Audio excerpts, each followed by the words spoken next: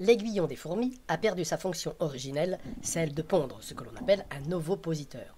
C'est devenu une arme de combat pour certaines espèces. Ces fourmis piquent alors pour tuer et injecter du venin dans le corps de leur proie. Pour les Formicinae, Lasius, Formica camponotus, etc., l'aiguillon a disparu. Le venin est alors pulvérisé. Les Myrmicinae et les Ponerinae ont un aiguillon.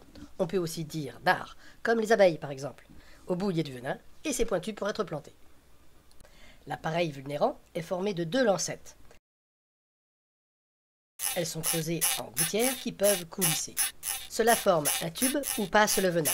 Celui-ci est produit dans 2 glandes, la glande du four, la glande à poison. Le mélange des 2 sécrétions de ces glandes a pour rôle les phéromones de piste, l'alarme, l'appel sexuel. C'est un dosage entre les 2 composants. Il a des fonctions également antibactériennes en éliminant les éléments pathogènes des proies. Le venin issu des 2 glandes va passer dans ce tube qui agit comme une pompe. Mais cet aiguillon a parfois évolué différemment en perdant sa fonction de pénétration. Les lancettes, les 2 pointes là qui forment le tube, peuvent s'élargir pour devenir des spatules. Le venin est alors étalé sur la proie. C'est le cas de Monomorium pharaonis, Crématogaster scutellaris, certains Tetraponera et les Myranoplus. Après les lancettes qui forment une pompe, par exemple pour Manica, les spatules de Crématogaster, une 3e sorte d'aiguillon, le vestigial. Cela signifie qu'il est très réduit et plus du tout fonctionnel.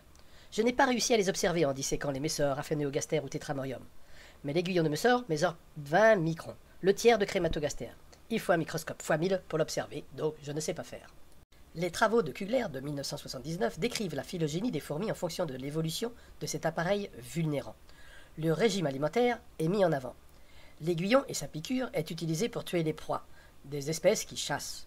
Les granivores n'en ont plus besoin et il devient vestigial. Pour les espèces ayant des spatules, cela devient une arme défensive.